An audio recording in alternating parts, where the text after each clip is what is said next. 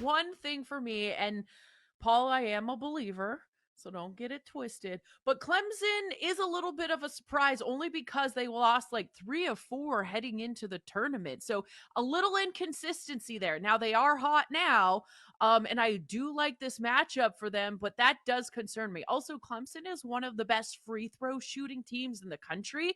However, Arizona can be, pretty good from beyond the arc too. So it just kind of depends on how this game goes. But that's why I like Clemson. Plus, we saw a lot of chalk.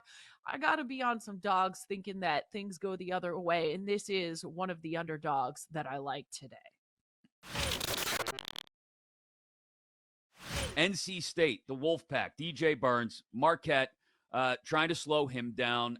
I think they can. Marquette is looking like a team that's hit its stride. It's fully healthy now. Tyler Kolek looking like himself again. The Wolfpack getting 6.5 here. Aaron and I have broken this down several different times this week. So, PJ, I'll let you chime in on NC State Marquette and what you're seeing in this one. All right, so I have a basketball reason for why I like my side, but I also have a narrative reason for why I like my side as well. I'll start with the narrative reason. And I know Joe O, who obviously is one of the hosts on the show, does his survivor pools every year, March Madness, right? You got to pick one team each round of the tournament, and then you can't pick that team again. Well, look at this Friday slate. Marquette, NC State, Purdue, Gonzaga, Houston, Duke, Tennessee, and Creighton. Now you tell me which game everybody is going to pick in their survivor pool. It's going to be Marquette. Yep. There's absolutely no question about it. Now, there's one thing that I know about the survivor pool, guys. It's that when we get into the second weekend, when we get into the Sweet 16, when we get into the Elite Eight, and everybody is on the same game, usually doesn't work out too well for them. So that's one reason that I like NC State from that standpoint. The other reasoning, I actually do think it's a pretty good matchup for them.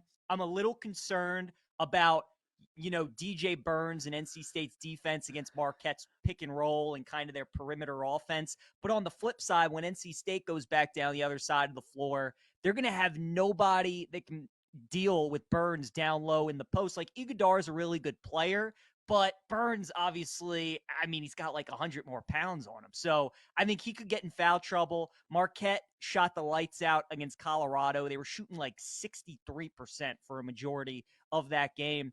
And look, every once in a while in the NCAA tournament, we get these teams like NC State that are they're on this magical ride, and I can't bet against them until they lose. So it could only be NC State or pass for me. I think basketball matchup pretty good for them, but really what I'm clinging to is kind of that survivor pool. We didn't have any mega upsets in round 2 that knocked out a bunch of people, which means I think one's coming in the Sweet 16, and there's just no question in my mind that everybody's going to be on Marquette in that Friday slate. So I'll take NC State plus the points. I'd take some money line as well. Some people have played both sides of this. Yeah, I'm looking at you, Aaron. Purdue, Gonzaga. And we've talked about it plenty. Gonzaga is deep, and I think they've got the three-headed monster to not eliminate Zach Edey from the conversation. Nobody's going to do that, PJ. Nobody's taking Zach Edey completely out of a game. But I think they can limit him, and I think there's a real opportunity for Gonzaga to cover. If not, let's get a little crazy, maybe at 185 on the money line, maybe a little sprinkle there as well. Man, this game's going to be so good. I can't wait. Before I talk about it, Aaron, are you on Purdue again this year? Because I know you loved them last year. I want to know if you went back to the well one more time with Purdue. You did. Yeah, I love misery. So we're doing it. So basically, it was, I felt like I had to do it again. You got Edey. Yeah. Maybe this is the year Matt Painter actually goes far in the tournament and squashes that. Plus, a lot of people weren't backing Purdue. I'm like, you know what? Why not? I did it last year. Got to do it again because I will be so mad if they do win it all and I didn't bet it after what happened last year. Also, when was that? Like right after the Super Bowl, I bet Gonzaga 23-1 Final Four. So I am kind of playing both. Well, not kind of. I am playing both sides in this one. I might just look at the total. Couldn't we see an over in this one as well? The last time these two teams played, Gonzaga was awful from 3-point land, and you've got to think. I think it was It was bad. It was like 6 for 32 or something. You've got to think they're not going to be that bad this time around. The number on O'Neal Cruz is just delicious. Give me the value 50 to 1. Hashtag value. With O'Neal Cruz. Yes. Delicious I mean, value. Juan Soto should have a really good season, so I like them both. I don't hate either of these bets, unlike the first nickel or dime option we had. Sorry, Paul. That was a tough one. This one is easy. I like both, but I'll go with the better value with O'Neal Cruz. Yeah, I'm going with Soto on this one. I'll take the dime. I think Cruz is an awesome player. I think he'll have a bunch of home runs. I'm just hoping he stays healthy this year.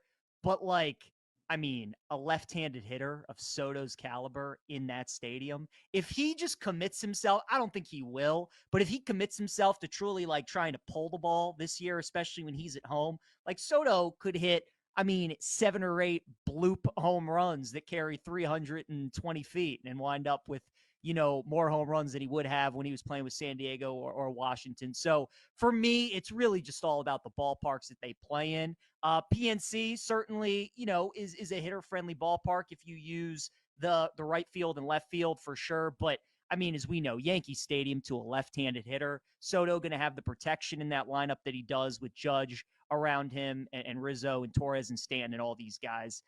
For me, even though you can get 5 times the price with Cruz, I think Soto's the easy choice. Yeah. O'Neal Cruz to hit most home. Delicious value, much like the knockoff Girl Scout cookies I buy at Aldi and Walmart. Delicious value. But no, I'm not doing that. I like Cruz to hit 25. I do. We bet that yesterday. And I do like him to have a big year and to be part of the reason the Pirates are probably a little bit better than a lot of people expect them to be. Not a wild card team, but a little bit better, like 78 to 80 wins. But PJ laid it out for Soto. Just sit back and just pull everything down the line at Yankee Stadium.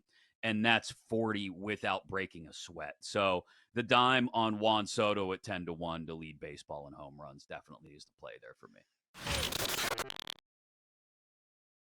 OBJ was dating Kim Kardashian. And first what happened yesterday is apparently Kim Kardashian wanted to go public with the relationship. He wanted to keep it private.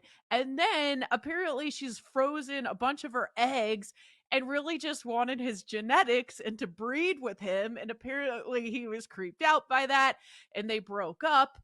And now people are saying he's gatekeeping his genes, which I think is hilarious. So hours after this story broke, I can't stop laughing. OBJ goes to Instagram. It says date night with Ma Dukes. And there's this super creepy photo shoot of the two of them. The mom has a see-through top on where he had to put, anytime you have to put emojis over your mom's nipples, that's a lot. What are we even doing? PJ looks so disturbed. Oh my God. PJ, welcome to BetQL Daily. I'm so glad I was on the show this morning, guys. Yeah. Wow. When you're putting those emojis in place, when you're editing those pictures and if you're at the point where you have to put emojis over your mom's nipples, there isn't a point where you're like, yeah, maybe this ain't it. Maybe this shouldn't be going to the public. Come on. Can't be saying breed in 2024 either. What are we doing here?